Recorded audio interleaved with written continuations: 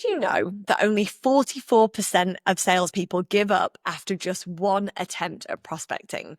And even lower than that, figures show that only 8% of salespeople go beyond the fifth prospecting attempt. And yet, we know that it takes 7 to 15 touch points. 80% of the deals close in that realm. So why are we just bothering with the first one? For me, if I'm going to do one, I'm not going to do any more. I just wouldn't bother with the one. And if we get to that 5 touch point piece where, where so many people drop off, what happens to the leads? Like, what do you think is going to happen at that point? And obviously this podcast, we're on the Sell Like You podcast. This is what I like to break down and talk about. I'm real talk. I am about sales opportunities, and I'm about what I know works, what I've seen works, what currently works today for both me, my business, my sales team, but also the businesses that we empower and enable through our services. And so I want to give you those statistics just to really highlight that if 44% of you are stopping after one attempt, what was the point? Were you hoping that someone was going to answer and say, oh my gosh, this is the answer to all my problems. Where do I sign? Take my credit card and run wild? That's never going to happen. I think I could safely say never. Let's say 1% of people do that for you. 1% are maybe not quite as enthusiastic as I maybe was just then. So let's think about that. If I was given a list of leads to prospect, I'm going to have to go find them on LinkedIn, find the details on Lucia, check the previous notes in the CRM, find a phone number, work out what I'm going to do a quick bit of my own research. There's 10 minutes if you're really quick, less if you're not. Sorry, more if you're not. So in that realm, why are we doing all of that to make one phone call that doesn't get answered and then we never go back? Now, we created a service. I'm not going to talk about this today, but we created a service which is lead development. Now, the reason why I've been so passionate about lead development for so long is because this is the number one strategy that has helped me to grow my sales as a salesperson, but now as a business. I have had some of the most incredible opportunities and clients that have come and worked with us that have come after 6, 7, 8, 9, 10 attempts. And I always come back to highlighting that this is not me calling them every day. This is not an email after LinkedIn DM of just, are you ready? We offer this. Can we talk? It's a really strategic approach around understanding the industry, sharing what you know about the industry that will connect with them on a different level, using the right language and the right wording and the right messaging, being consistently persistent when it comes to prospecting, and never, ever giving up. Now, I had a client that came into one of our workshops, and after the workshop, she said that she took my approach, and she called my approach being like a dog with a bone. I will take that. So I'm a dog with a bone. I will never let go, but I'm not going to do it in a way that you are going to feel like I've reached out to you that many times, or that I am doing it from a place of, I want to sell you something and I just need your time so you can see what I want to sell so that you can buy it.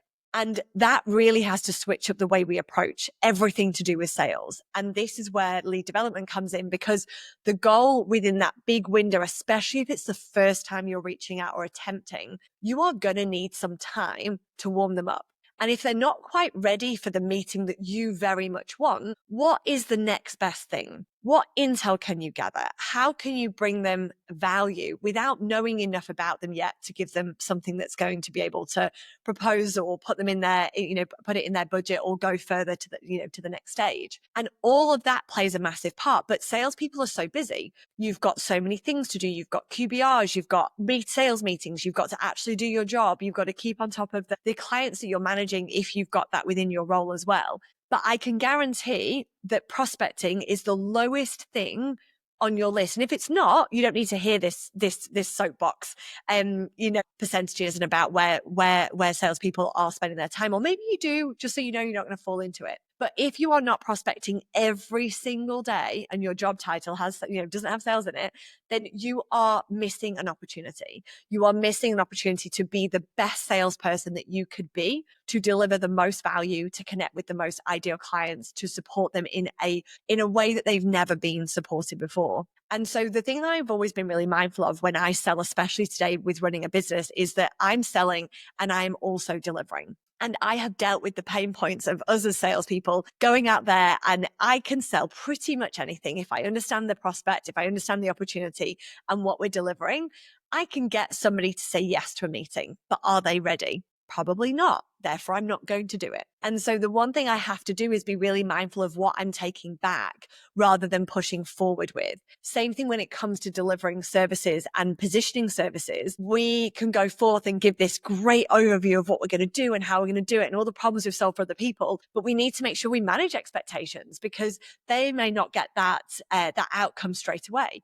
So we've got to make sure that we're managing that. But when we share stories and use cases and examples and take people on a journey of what we know about them and what we know about their industry and make what it is that we do a complete no-brainer, that's going to allow us to be able to have very different conversations. And if we are looking at sales today, we're looking at our month and our quarter, then you are not going to want to do this. You are not going to want to nurture and look at all these tasks you've got in 12 weeks time saying, think of something to do with Harriet. Think of some value to add to Steve. Think of a reason to invite them to something. You're going to look at that and be like, well, they're not going to buy now and I need to hit my quarter. So I'm going to keep going. Sure, that makes sense.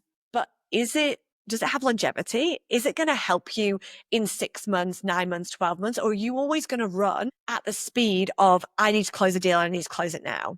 Because if we're doing it that way, you are missing a trick by just slowing down for this month. And when I say slow down, go and spend time with people that are not going to buy from you this month, but they have potential to buy from you in the next quarter, the next 6 months, the next 12 months. And if you prioritize those as well as fueling your pipeline for what you can close today, this month, this quarter, in 6 to 12 months, you will be so far ahead of where you are now and so far ahead of where you would be if all you keep focusing on is the now and not the future. And so if you are falling into that 44% of giving up after one attempt, number one, just don't bother would be my advice. And if you are going to spend the time and do it, go further. Use the statistic of 7 to 15. Think of ways to add value. Think of ways you can show up. Think of things you can invite them to, things you can send to them, and then ways that you can understand when their budget is being reviewed, how they're going to put this into the project pipeline, what value you could add by just sharing 20 minutes with them around what it is that you know and what you've done before. So it doesn't need to start and stop with the first attempt. It should continue. The reason why I mentioned lead development before is this is where so many businesses that have, and we're dealing with businesses that have large sales teams and SDRs, we are still finding opportunities and use cases in those businesses because the teams are so focused on the today. The senior teams need to focus on the today and the quarter because they've already built their relationships. And so they will have done this on repeat to get to where they are. And they're now nurturing those and they're dealing potentially with bigger size deals. So they're going to need to spend more time on the existing deals to get them across the line. So 7 to 15 won't even scratch the surface for them. But for you, and if you're at this point where you want to go to that next level, you want to build a pipeline, you're worried about this quarter and you're not even sure how it's going to work. And then you're not even sure about what next quarter is going to bring. Don't put yourself under pressure by trying to get things in today. Focus on how you can look at a different approach in sales. Bring your manager on the journey and explain about how you want to show up and do this, or do both. But don't have to commit to the whole the whole opportunity. You don't have to commit to the whole approach of being all in on this strategy. Do a bit of everything. Spend a morning, spend an hour a day on doing this, and then do everything else focused on the here and now. You'll shake enough trees so you'll find opportunities that are the here and now, but you'll also build opportunities for future tasks and conversations. Because if someone says in 12 months time, that means you could potentially have a conversation lined up in 6. That's not to say you have to adhere to the 6, 12, 24 months, but it's looking at what the opportunities are.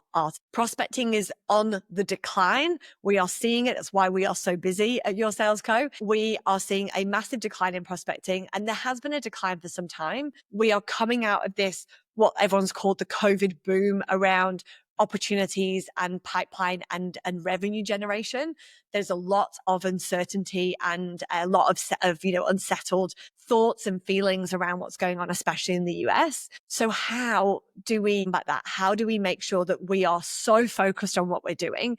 And if we're not focused on the here and now, we're focused on the future, you'll be able to ride out and weather any storm because you are going to have a pipeline of opportunities for 6, 12 months and beyond, not just today, not just tomorrow, not just for this quarter. And that will set you up for good stead for the rest of the year and see you find more success, see you find more opportunities. And so for me, I built the daily sales planner. It's something that I've used every single day throughout my every day of selling. I still use it today. And now I get to use my fancy notebook that I've created that we now sell. The reason why I'm mentioning that is in there, we focus on 3 opportunities to work. So 3 opportunities that we need to focus on today. We focus on 3 new prospects to call and 3 past prospects to follow up on. There's 9 things to do. Okay. There is more in the planner, but they're the 9 things that should be your priority that will help you go to the next level and beyond. So I hope you found this interesting. I hope it's giving you some food for thought around the statistics in the market. Think about where you stand. Think about where the effort needs to be and where you should be spending a bit more time. Consider the 9 opportunities that I've just mentioned there, and consider weaving this into your opportunities, into your strategy, into your day-to-day to really see what you are capable of, to really see what opportunities are out there for you, because I can guarantee there are a lot more than what you think there are right now. Thanks for listening. Happy selling.